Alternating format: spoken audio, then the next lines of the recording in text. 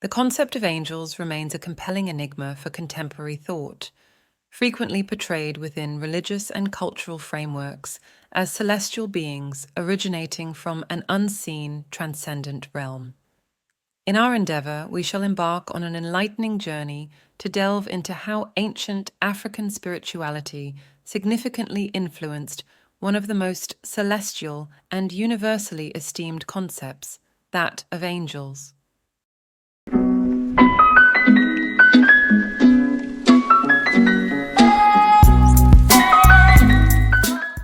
This exploration transcends a mere lineage of beliefs.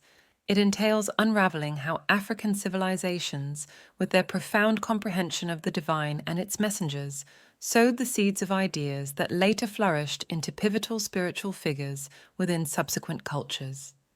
Through the pioneering scholarly contributions of individuals such as Cheikh Anta Diop, we shall shed light on the historical and cultural currents that facilitated the transmission of these sacred concepts from the heart of Africa to the very nucleus of the world's most influential religions. The genesis of concepts such as angels, archangels, cherubim, and the broader celestial hierarchy found in religious texts is integral to the Abrahamic faiths of Judaism, Christianity, and Islam. These beings are frequently referenced in sacred scriptures such as the Torah, the Bible, and the Quran, forming a cornerstone of belief for adherents of these religions. Within these texts, it is commonly held that the knowledge of these celestial beings was imparted through divine revelation, lending credence to their existence in the eyes of believers. Religious texts not only acknowledge the presence of angels, but also suggest that they fulfill roles beyond mere messengers, hinting at a more intricate understanding of their significance. To grasp the depth and origins of these concepts, it is instructive to examine the historical contexts in which the ideas within Judaism, Christianity, and Islam emerged and developed over time. In the narrative of Judaism, for instance, the deity Yahweh is depicted as engaging with humanity and the natural world through various manifestations and interventions. These interactions range from divine appearances amidst natural phenomena like clouds and thunderstorms to direct encounters with figures such as Moses and the prophets. Direct dialogues with figures such as Abraham and Moses, along with divine interventions such as the 10 plagues and the parting of the Red Sea, are pivotal moments in the narrative of Judaism. Within these narratives, angels, referred to as Malak, meaning messenger, occupy a significant role in facilitating divine interactions. Functioning as both human and divine messengers, they serve as conduits for delivering God's messages to prophets and act as agents of deliverance and protection. Notable examples include angels rescuing Hagar and preventing Abraham from sacrificing Isaac. Additionally, they assume roles as agents of divine punishment and are involved in guiding and comforting individuals in their daily lives. During the Second Temple period, the hierarchy of divine beings featured a select few named angels, notably Michael, Gabriel, and Raphael, each assigned distinct roles. They were invoked for assistance during times of distress and provided interpretations of prophetic visions. Of particular note is the angel of Yahweh, who often merged the roles of messenger and divine presence, blurring the distinction between a separate angelic entity and a manifestation of Yahweh himself. The duality illustrated the close yet nuanced relationship between Yahweh and his messengers. Seraphim and cherubim represented distinct classes of divine beings. Seraphim, as depicted in Isaiah's visions, possessed 6 wings and participated in worship and purification rituals. Cherubim, known in the Hebrew Bible, often served as guardians of sacred spaces, symbolizing divine authority and protection, such as their role in guarding the Ark of the Covenant. In the ancient Hebrew context, angels and other heavenly beings primarily functioned as messengers and agents of the higher deity, Yahweh. They were not objects of worship, but rather facilitated divine actions and communications. The portrayal of angels across scriptures varied, indicating their diverse roles and symbolic representations. The origins of ideas surrounding angels, archangels, and cherubim, leading to the concept of a celestial hierarchy in revealed religions, trace back to religious traditions of Nile Valley cultures, including Egypt and Nubia. Contrary to common beliefs, ancient Egyptian religion had a fundamentally monotheistic framework where the creator was seen as a singular conscious energy, the life force of the universe. This energy, immaterial and invisible, was often referred to as names like Amun or Iman, meaning the hidden one. The creator manifested itself through various forms or manifestations, such as Ra, representing sunlight, Osiris embodying goodness, Isis symbolizing love, and Maat standing for justice and truth.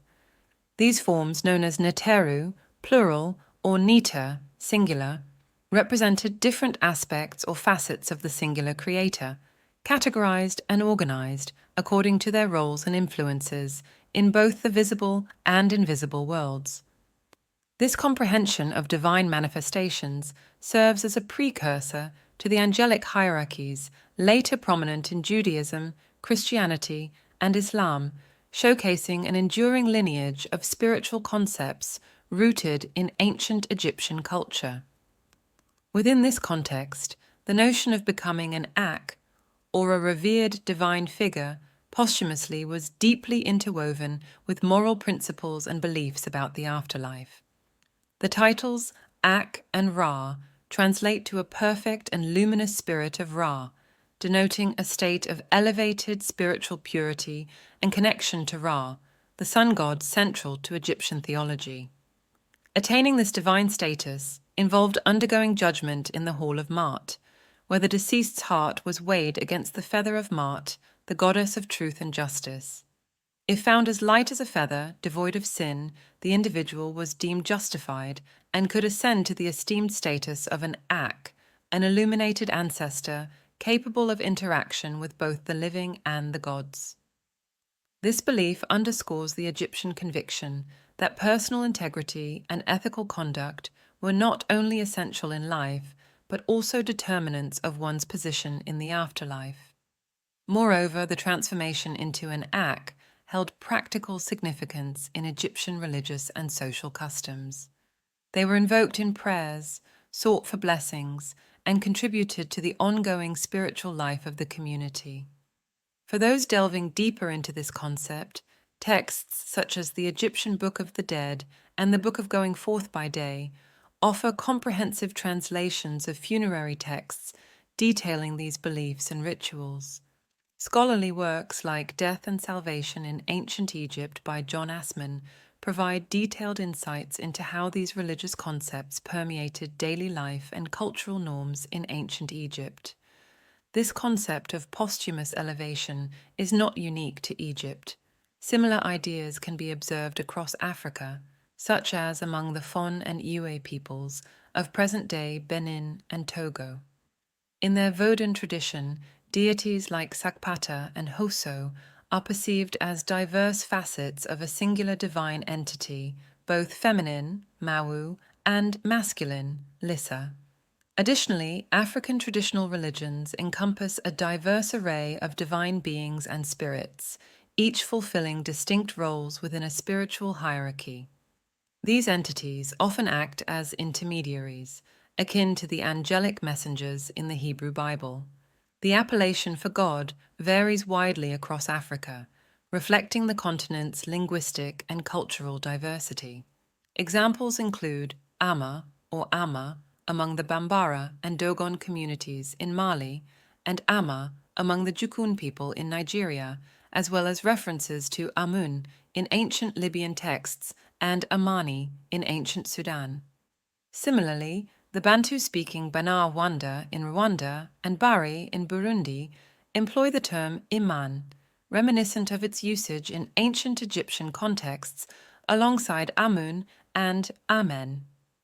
The diverse appellations reflect the profound spiritual and cultural ties that different African societies share with the divine. Ancient Egyptian civilization served as a focal point of cultural and intellectual richness, attracting scholars, laborers, and inquisitive minds from various corners of the ancient world to its urban centers. As the Egyptians expanded their influence through conquests in Asia and Europe, they also propagated their religious concepts, notably the belief in a singular creator, manifesting in diverse forms. This monotheistic principle left a profound imprint on the religious frameworks of many cultures that interacted with Egypt throughout history. The Egyptian notion of a singular creator, manifesting in manifold aspects, underwent evolution as it spread, notably influencing religious thought in Greece and Rome. These divine manifestations were transmuted into the pantheons familiar in classical mythology today, with Osiris finding parallels in Dionysius and Bacchus, Horus reimagined as Apollo, and Maat, the goddess of justice and order, inspiring figures such as Themis and Justitia. This transformation is extensively chronicled by Greek historian Herodotus, who observed Greece's adoption of numerous deities from Egyptian beliefs. The influence of Egyptian religious concepts extends further, shaping the theological landscapes of Judaism, Christianity, and Islam. Attributes and roles traditionally ascribed to these deities were conceptualized as angels, archangels, cherubim, and seraphim, resulting in the structured celestial hierarchy familiar in these religions today.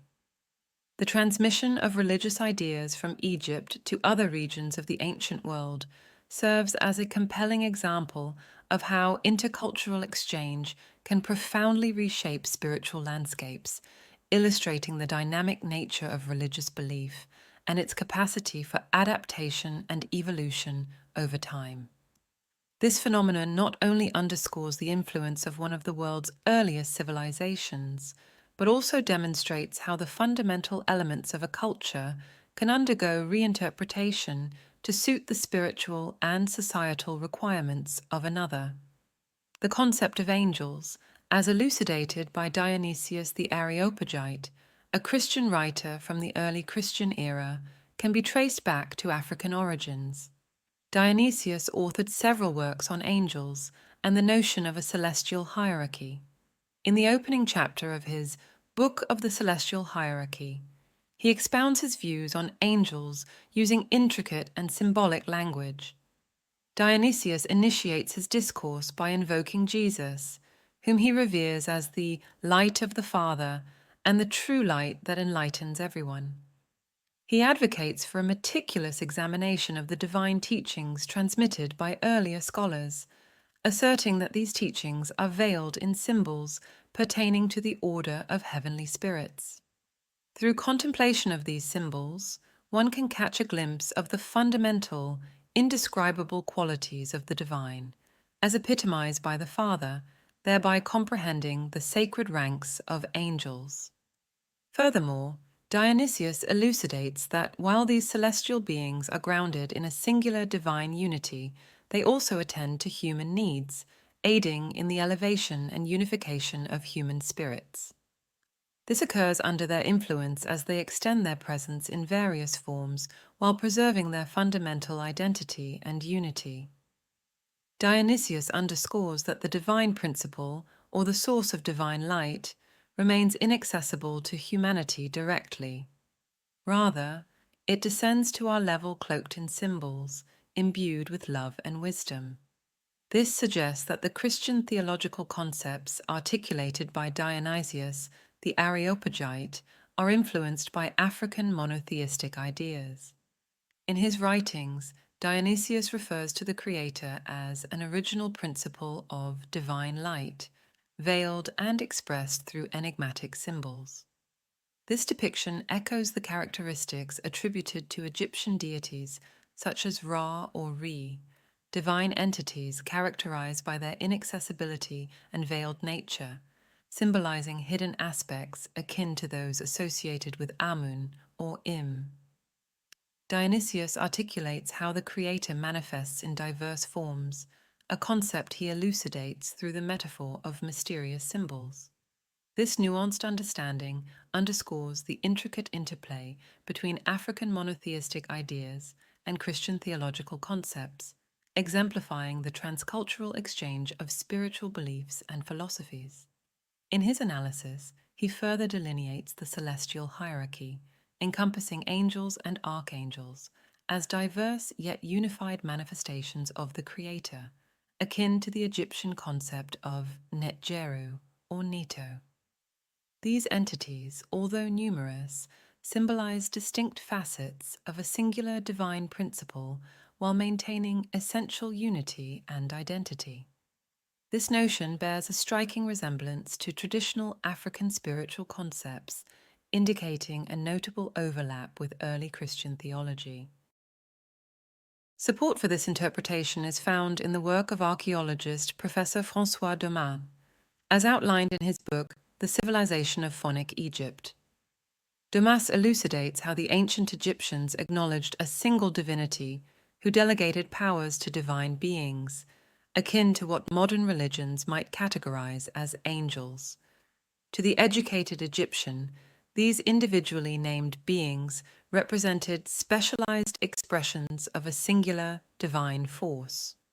Consequently, the figures in Christian, Muslim, and other religious traditions, known as guardian angels, cherubim, and seraphim, correspond to what the ancient Egyptians termed Netjeru. For instance, Anubis or Aku, Iker, and Ra symbolize perfect and luminous spirits of Ra, constituting components of the Egyptian celestial hierarchy, often colloquially referred to as the Egyptian gods. Consider the figure known in Egyptian mythology as Thoth, whose Egyptian name is Jehuti. Revered primarily as the divine messenger responsible for conveying God's messages to humans in ancient Egyptian culture, Thoth's role as a divine messenger was later adapted by the Greeks and Romans, where he became known as Hermes and Mercury, respectively. Subsequently, similar concepts emerge in the Abrahamic religions of Judaism, Christianity, and Islam, wherein the figure of Thoth finds reflection in the angel Gabriel, renowned for delivering divine messages. An illustration of Thoth's role is found in a reproduction of a phonic fresco by Naval, depicting the divine birth of Pharaoh Hatshepsut. In this scene, Thoth announces to Queen Yamassu, Hatshepsut's mother, that she is chosen by the god Aman to bear a divine king. This portrayal establishes a connection between the Queen Mother and the figure of the Divine Virgin Mother, Isata Mahi, Amen, a manifestation of the goddess Iman, comparable to Isis in Egyptian mythology, revered for her sacred motherhood. A well-known Christian painting of the Annunciation further echoes this theme, where the angel Gabriel informs Mary of her divine selection to give birth to Jesus, the future divine king. In this artwork, both Mary and Gabriel are depicted with a disk of sunlight around their heads, a motif inspired by the Egyptian sun god Ra. Given that Egyptian deities, known as Netjeru, are regarded as manifestations of Ra's divine light, the portrayal of angels with a sun disk suggests a comparable divine connection. This symbolism of the solar disk also finds resonance in Hinduism and Buddhism, believed to have been influenced by Egyptian religious concepts. In Islam, a fresco depicts the angel Gabriel delivering God's message to the Prophet Muhammad, highlighting the shared motif of divine messengers across different cultures. Another intriguing aspect is the depiction of angels with wings. While detailed descriptions of angels' physical appearances are rare in the texts of the Abrahamic religions, Islamic tradition does offer some descriptions. Despite this lack of detailed scriptural descriptions, artistic representations frequently depict angels as luminous beings with human-like faces and forms, equipped with wings. These portrayals underscore the universal theme of celestial messengers bridging the divine and human realms. In ancient Egyptian belief, a divine ancestor in the afterlife was considered part of the Netjeru pantheon of gods. It is from these divine figures that the concept of angels likely originated. The common symbol of a winged man, seen in many depictions of angels, underscores this connection.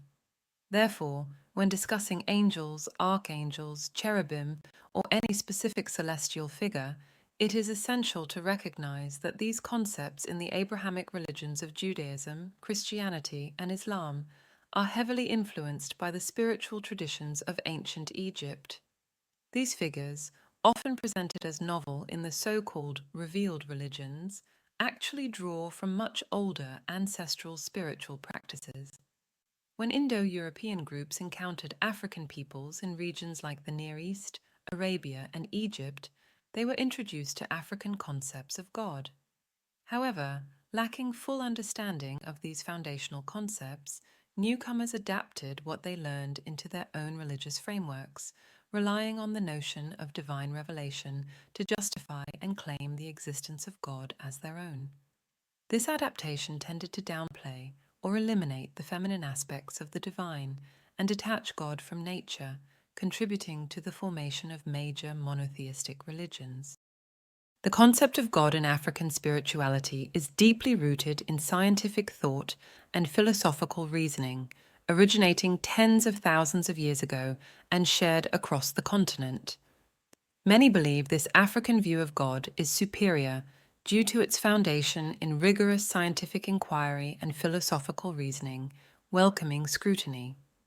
However, this rich spiritual tradition is often overlooked today, largely due to historical misrepresentations by European and Arab influences during colonization, aimed at exploiting Africa's resources. Nonetheless, being African and inheriting this profound legacy is a source of immense pride, considering the greatness of our ancestors. As the proverb goes, until the lions have their own historians, the tales of the hunt will always glorify the hunter.